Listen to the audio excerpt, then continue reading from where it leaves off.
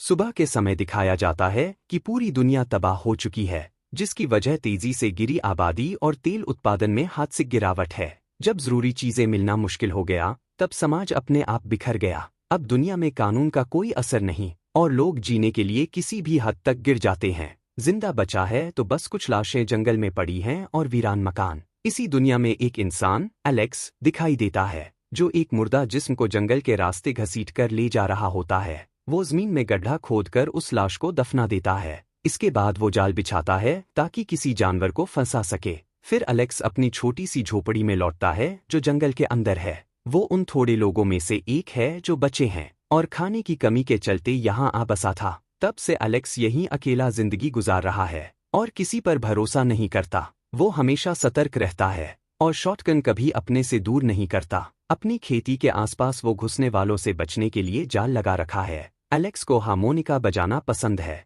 और अक्सर वो इसे बजाकर अपने दिनों को काटता है। उसका अकेलापन इसी तरह चलता रहता है। एक दिन उसे कैबिन के बाहर कुछ हलचल महसूस होती है और वो तुरंत बंदूक उठाकर दरवाजे के बाहर निकलता है। वो देखता है कि एक बुजुर्ग औरत और एक लड़की उसके घर के सामने खड़ी है। एलेक्स उन पर बंदूक तान देता है, लेकिन बुजुर्ग औरत उसे आश्वासन देती है कि उनसे कोई खतरा नहीं है। वो कहती है, ये मेरी बेटी लीसा है और हम दोनों एक सुरक्षित जगह और खाने की तलाश में हैं। बुजुर्ग औरत फार्म में थोड़ा सा ठहराव लेने और वहां रुकने की दरख्वास्त करती है और बदले में कुछ गहने और बीज देने को तैयार होती है।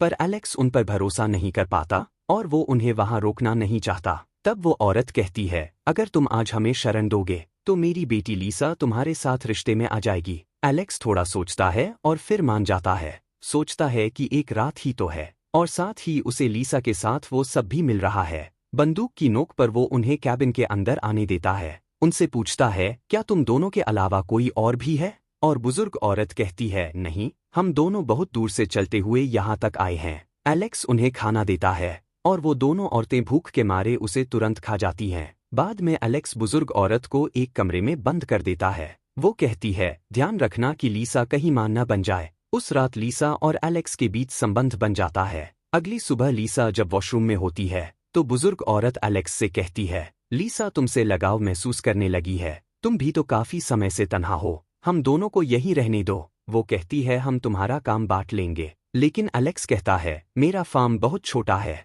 और 3 लोगों के लिए अनाज पालना मुश्किल होगा। बुजुर्ग औरत सुझाव देती है कि फार्म को बड़ा किया जा सकता है, लेकिन एलेक्स इस बात को ठुकरा देता है। जब लीसा वॉशरूम से वापस आती है तब एलेक्स कहता है कि अब तुम दोनों जा सकती हो जैसे तय हुआ था। बुजुर्ग औरत अपना सामान उठा लेती है, लेकिन लीसा एलेक्स के पास साबुन और रेजर लेकर आती है और प्यार भरे अंदाज में उसकी शेव करने लगती है। वो ये दिखाना चाहती है कि एलेक्स उसके लिए जरूरी है। वो कहती है कि तुम सब कुछ अकेले नहीं कर सकते और मैं तुम्हारा साथ चाहती हूँ। इसके बाद एलेक्स उन्हें अपने कैबिन में रखने की इजाज़त दे देता है। अब ये तीनों दिन भर खेती और अन्य काम करते हैं और शाम में मिलकर भोजन करते हैं। हर रात एलेक्स लीसा के साथ संबंध बनाता है। एक दिन बुजुर्ग औरत लीसा से कहती है कि एलेक्स को हटाना होगा। अगर वो मर गया तो ये जगह हमारी हो जाएगी और एक इंसान कम होने से खर्च भी कम होगा। वो बताती है, एलेक्स हमेशा अपनी बंदूक की गोलियां पैंट की जेब में रखता है, तुम्हें उन्हें चुराना पड़ेगा। उस रात लीसा चुपके से एलेक्स की पैंट से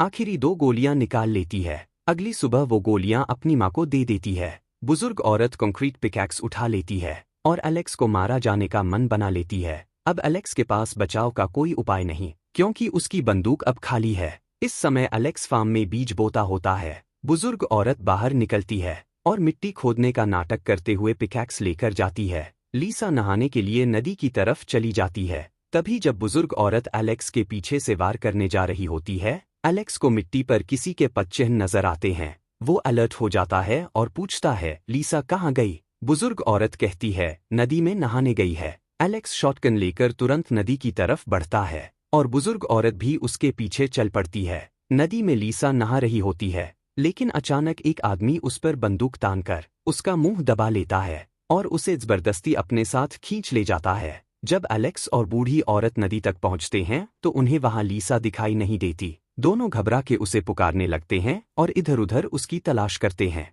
एलेक्स जमीन पर पड़े कदमों के निशानों का पीछा करता हुआ घनी झाड़ियों के पास जा पहुंचता है। वह शॉटगन रीलोड करने के लिए जेब में हाथ डालता है, लेकिन गोलियां गायब होती हैं। यह देखकर उसका चेहरा उदास हो जाता है। इसी बेचैनी के बीच झाड़ियों में छुपा आदमी एकदम से एलेक्स पर गोली चला देता है। गोली सीधा उसके पेट में लगती है और एलेक्स धड़ाम से जमीन पर गिर जाता है। वह आदमी उसके पास जाकर उसका काम तमाम करना चाहता है, लेकिन एलेक्स तुरंत चाकू निकालकर उसके गले पर वार करता है, जिससे उसकी डेथ हो जाती है। लीसा और उसकी माँ एलेक्स को उठाकर कैबिन ले जाती हैं। दोनों मिलकर उसके जख्म से गोली निकालते हैं और पट्टी बांधने लगती है, जिसमें एलेक्स को सख्त तकलीफ झेलनी पड़ती है। थोड़ा संभलते ही एलेक्स उन दोनों पर शॉटगन तान देता है और उन्हें एक अलग कमरे में सोने का हुक्म देता है। उसे अब ये समझ आ चुका होता है कि गोलियां निकालने के पीछे इनका हाथ था। जख्म के भरते भरते इन्फेक्शन फैल जाता है और एलेक्स की हालत धीरे धीरे बिगड़ने लगती है। बूढ़ी औरत इस हालत से खुश होती है, लेकिन लीसा उसकी सेवा में लग जाती है। रोज गुजरने के साथ एलेक्स और कमजोर पड़ता जाता है। एक दिन एलेक्स लीसा को बुलाकर कहता है कि उसका घाव साफ करे। लीसा जब जख्म धोती है तो एलेक्स होश खो बैठता है। यही मौका देखकर लीसा उसके हाथों से बंदूक ले लेती है और वह बंदूक अपनी माँ के हवाले कर देती है। बूढ़ी औरत एलेक्स की जान लेना चाहती है, लेकिन लीसा मना कर देती है, कहकर उसने मेरी जान बचाई थी। लीसा इंसिस्ट करती है कि हमें उसका इलाज करना चाहिए। बूढ़ी औरत कहती है, अगर हम भरपेट रहना चाहते हैं तो एक आदमी कम करना होगा। खाने का सारा हिसाब एक ही के लिए काफी है और ट्रैप में भी कुछ नहीं मिल रहा। लीसा समझाती है, आप बूढ़ी हो गई हैं, आपके बाद मैं अकेली रह जाऊंगी, मुझे एलेक्स का सहारा चाहिए। माँ कुछ देर के लिए चुप हो जाती है और फिलहाल उसकी बात मान लेती है। लीसा दिन भर एलेक्स का ध्यान रखती है और बूढ़ी औरत उसके साथ मिलकर काम संभालती है। अब धीरे धीरे लीसा के दिल में एलेक्स के लिए नरम फीलिंग्स उभरने लगती हैं। कुछ समय बाद एलेक्स का शरीर ठीक होने लगता है और देखते ही देखते वह पूरी तरह से तंदुरुस्त हो जाता है। एक शाम एलेक्स कैबिन के बाहर होता है, जब उसे जंगल में एक टॉर्च की रोशनी दिखाई देती है और उसे शक हो जाता है कि कोई आसपास है। वह तुरंत कैबिन में लौटकर लीसा और उसकी माँ को एक जगह बैठाता है और उन्हें खामोश रहने की सलाह देता है। एलेक्स बताता है, मैंने 6 लोग देखे हैं जो कैबिन की तरफ आ रहे हैं। तभी कुछ लोग कैबिन का डोर जोर जोर से पीटने लगते हैं। एलेक्स के पास एक बंदूक में सिर्फ 2 गोलियां हैं और दूसरी में कुछ भी नहीं। लड़ने का ऑप्शन उनके पास नहीं बचा, इसलिए वह चुप रहकर जान बचाने का फैसला करते हैं। आक्रमण करने वाले डोर तोड़ नहीं पाते और अंत में वापस चले जाते हैं। सुबह होते ही एलेक्स, लीसा और बूढ़ी औरत कैबिन के बाहर जाते हैं और पाते हैं कि उनका फार्म बर्बाद हो चुका है। जितनी भी फसल तैयार थी वह लोग साथ ले गए होते हैं और यह देखकर तीनों का दिल टूट जाता है। तीनों मिलकर दोबारा बीज बोने लगते हैं, लेकिन नई फसल को पकने में समय लगने वाला था। फंदों में भी अब कुछ नहीं फंस रहा था और भूख के चलते उन्हें खाली पेट सोना पड़ता है। अगले दिन वे जंगल में कुछ खाने लायक चीजें और अंडे ढूंढने निकलते हैं,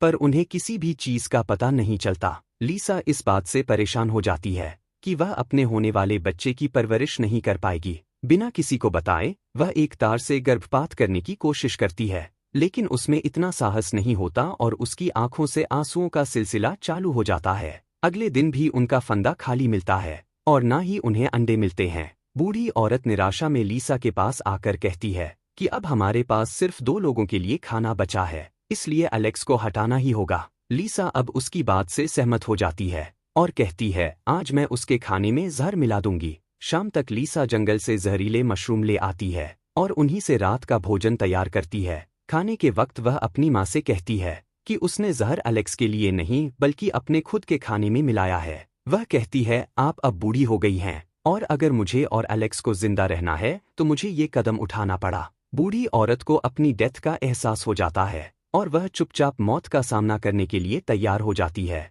और एलेक्स के साथ जंगल में जाती है। वह कहती है कि वह उसकी कलाई काट दे ताकि मरते समय उसे ज्यादा दर्द न हो और उसके मरने के बाद उसे वहीं दफना दे। एलेक्स वैसा ही करता है। वह बूढ़ी औरत की डेथ के बाद उसकी लाश को दफना देता है। फिर जब एलेक्स कैबिन की ओर वापस आ रहा होता है तो वह देखता है कि जंगल में लगाए गए उसके फंदे में 2 खरगोश फंसे हुए हैं जो 3 लोगों के खाने के लिए पर्याप्त होते हैं। एलेक्स सोचता है कि अगर लीसा ने बूढ़ी औरत को जहर नहीं दिया होता तो आज का खाना उसे मिल जाता और वह जिंदा होती। एलेक्स खरगोश लेकर कैबिन में लौट आता है और जब वह उन्हें पकाने की तैयारी कर रहा होता है तो वह लीसा को अपने भाई के बारे में बताता है। वह उसे बताता है कि वे दोनों इस कैबिन में 7 सालों से रहते थे। वे लोग कैंप से खाना चुराया करते थे, लेकिन एक बार खाना चुराकर भागते वक्त एक लड़की ने उन्हें देख लिया। एलेक्स का भाई खुद को रोक नहीं पाया और लड़की के साथ जबरदस्ती करने लगा, लेकिन तभी कैंप के गार्ड वहां आ गए और हम दोनों भागने लगे, पर मेरा भाई भागते हुए नीचे गिर गया। एलेक्स कहता है, इसलिए मुझे महसूस हुआ कि हम दोनों के जीवित बचने का कोई रास्ता नहीं है। इसलिए मैंने अपने भाई की गर्दन काट दी और उसे मरने के लिए छोड़ दिया, क्योंकि मेरे भाई ने जो किया उसके साथ वही होना चाहिए था, और अगर मैं ऐसा नहीं करता तो हम दोनों पकड़े जाते। एलेक्स लीसा को बताता है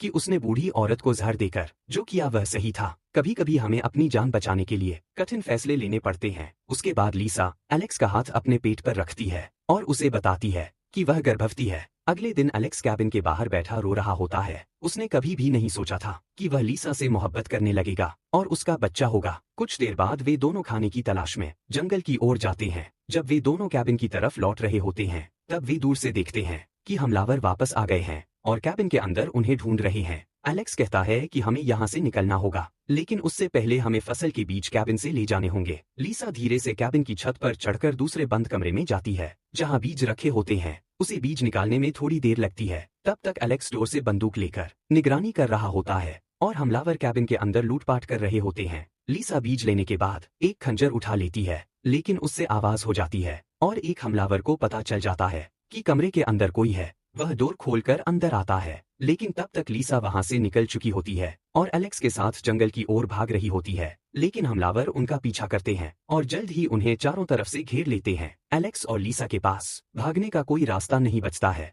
एलेक्स चाहता है कि वह लीसा और उसके बच्चे को बचाए, इसलिए वह लीसा से कहता है, तुम भागो, मैं उनका ध्यान भटकाता हूँ। एलेक्स हारमोनिका बजाना शुरू कर देता है, जिससे हमलावर उसकी ओर आने लगते हैं। यह मौका देखकर लीसा भाग जाती है। हमलावरों में से एक लीसा के पीछे आता है, लेकिन लीसा उसे एक जानवर के ट्रैप में फंसा देती है और वहां से निकल जाती है। एलेक्स एक हमलावर को गोली मार देता है, लेकिन खुद क्रॉसबो के तीर से घायल हो जाता है। उसके बाद हमलावर कैबिन को पूरी तरह से आग लगा देते हैं। फिर वे लोग एलेक्स की लाश को आग के हवाले कर देते हैं, जिससे हमें पता चलता है कि ये लोग कैनिबल्स हैं, यानी इंसानों का मांस खाने वाले। वहाँ लीसा जंगल में रात भर अकेले भटकती रहती है। अगले दिन वह जंगल से निकलकर एक मेन रोड पर पहुंचती है। वह एक बड़े सुरक्षा क्षेत्र के पास आती है जो सभ्यता को बचाने के लिए बनाया गया है। यह इलाका कांटेदार तारों से घिरा होता है और हथियारों से लैस गार्ड वहाँ गश्त कर रहे होते हैं। वहाँ बहुत से लोग रहते हैं, खेती बाड़ी करते हैं और दूसरे कामों में लगे रहते हैं। लीसा गेट तक जाती है और अपना बैग और खंजर फेंस के दूसरी तरफ गार्ड को सौंप देती है।